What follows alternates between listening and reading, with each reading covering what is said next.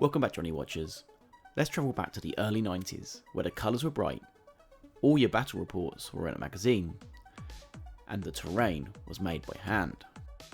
Talking about terrain, there was one piece of reoccurring terrain that every lad wanted. That's right, it's the infamous battle bunker. A bastion of Imperial stronghold. This was the building you wanted on your tabletop. And in this video, we're going to try and recreate this wonderful building.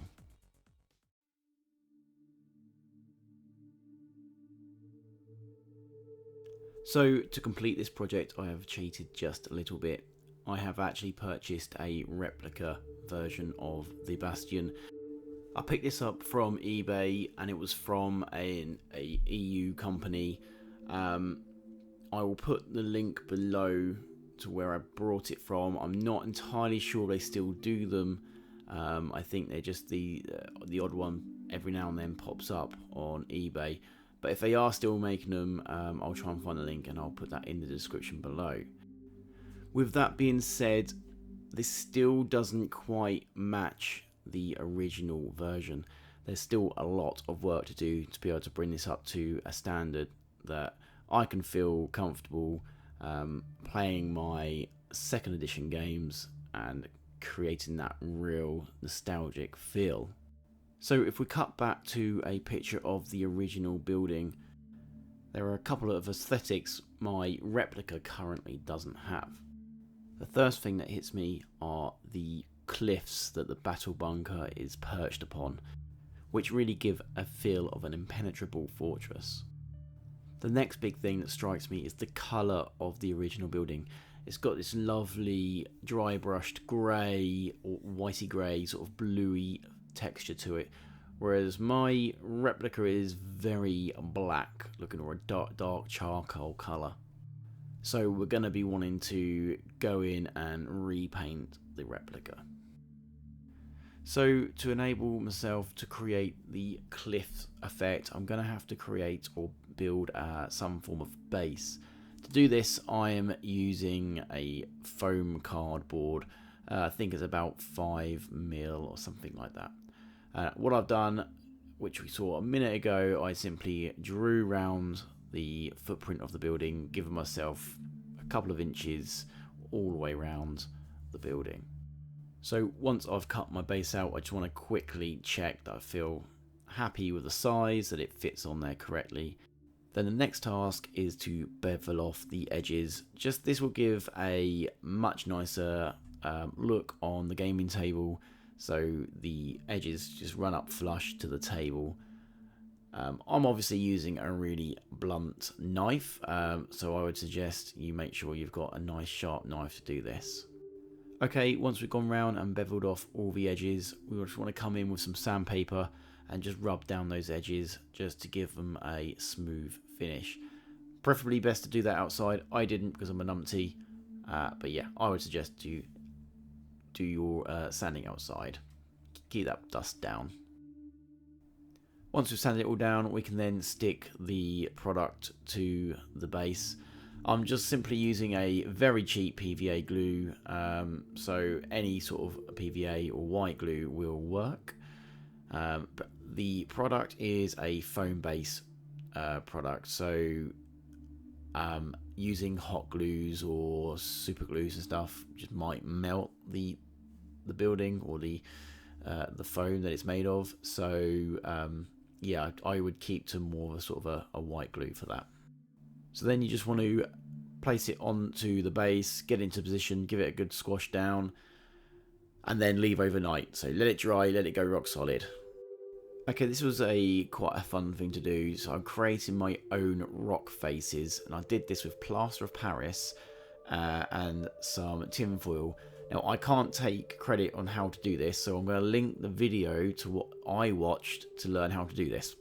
So it's a really simple video, worth a watch, and I'm totally doing this again because this really did work. So to create the rock faces, I need something to stick the rock faces to. So I'm using polystyrene. I think a blue sort of dense polystyrene would work better for this, but I didn't have any of that, so I'm just using the sort of old bobbly stuff. Just cutting that up and fitting them into the positions in between the buttresses. Once I cut them all up, I went around and just dry fitted everything just to make sure I'm happy that it actually fit or looked alright in the position they're going to go in. So just what I'm just doing here, just going around, just dry fitting. And once I was happy with all them, I then just pretty much stuck them into position. I just put a load of white glue on the bottom and brushed it around with a brush and stuck them down. And again, ideally you want to leave this overnight to make sure it really sticks down. That's a mistake I made here for myself really, was I didn't leave it overnight and I just got impatient with myself. But I'd definitely recommend to do that. So next up, I just want to shape the polystyrene a little bit, just to take the molds that I made for the rocks. I'm just using a polystyrene cutter for that. Again, being a bit of a ventilated area to do this, because it does get quite smelly and isn't very nice. So once I had shaped the polystyrene, I'm just going to come in, break up the rock face molds that I'd made, and then just dry fit them into position. Again, same process as with the polystyrene, just stick them back on to the polystyrene with some white glue. Again, this is something I was impatient with and I didn't leave it overnight, so when it come to doing the filling, it was moving around a little bit, but I got away with it in the end. If you like getting messy, this is for you. We're going to now come in and use some wall filler, and we're going to use that to fill up all the holes, cover all the polystyrene and the base. So once it's dry just a little bit, come in with a wet finger or a wet brush and just smooth out the wall filler. So I did have to leave that to dry overnight. So in the next day, come back in and I'm going to base coat the whole model in black. So I'm going to go over the original building. I'm going to go over all the rocks and the base as well. Once I'd finished painting it black and let it dry, I then coming in with a neutral grey from Vallejo, and I'm going to dry brush the entire building.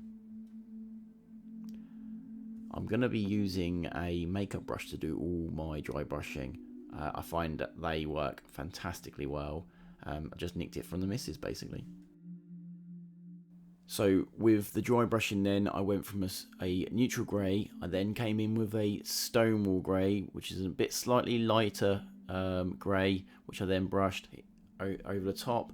And then I came in with a pure white, and that gave me the final colour, all just dry brushing. After that then, I just come back in with some details, things like grime, moulds. So with the paintwork finished to the building itself, I then drew my attention to the rocks. And with the rocks, I used a leopard print or a leopard spotting effect. So I went around and painted all the rocks white as a base coat, and then leopard printed them. I will leave a video in the top corner here, what I did a little while ago on how to do the leopard spotting. That video shows much better than this on how to do that, so go and watch that if you're interested in how I did the painting here.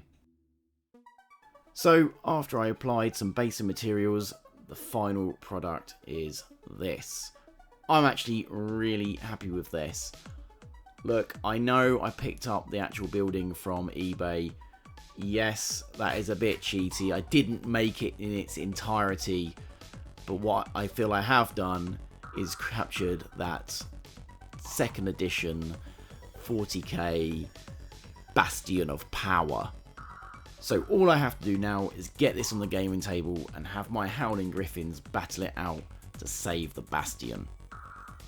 So what do you guys think? Do you think I met your second edition standards? Is it something you would have on your gaming table? Please leave your comments below. I would love to hear what you have to say about the matter. With that guys, thank you so much for taking the time to watch the video. You can always follow me on my Discord. I'll put a link in the description below. Likewise, please, if you don't do so already, give the video a thumbs up and give us a follow on YouTube. That really helps us. And yeah, with that, stay safe, and I'll see you all in the next video. I'll catch you later.